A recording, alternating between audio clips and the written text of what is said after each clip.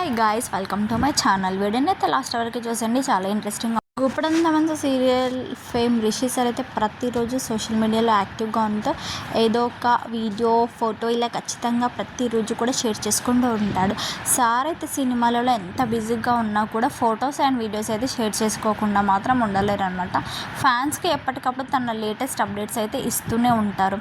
అయితే సార్ అయితే నిన్న తన సోషల్ మీడియాలో షేర్ చేసుకున్న ఫొటోస్ అండ్ వీడియోస్ ఏంటంటే, నిన్న ఆర్సీబీ విన్ అయిన సందర్భంగా దానికి సంబంధించిన ఫోటో అయితే షేర్ చేసుకున్నారు.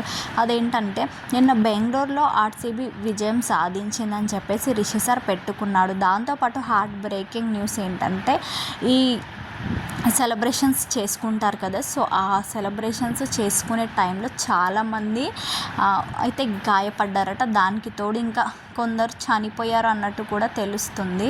సో దానికి సంబంధించి రిషి సార్ అయితే పోస్ట్ పెట్టాడు.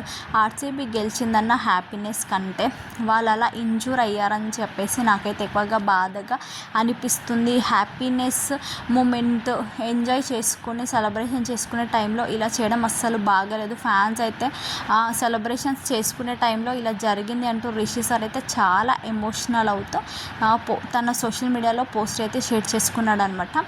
సో రిషి సార్ అయితే ఆర్సీబీ క్రికెట్ గురించి ఈ పోస్ట్ అయితే పెట్టాడు.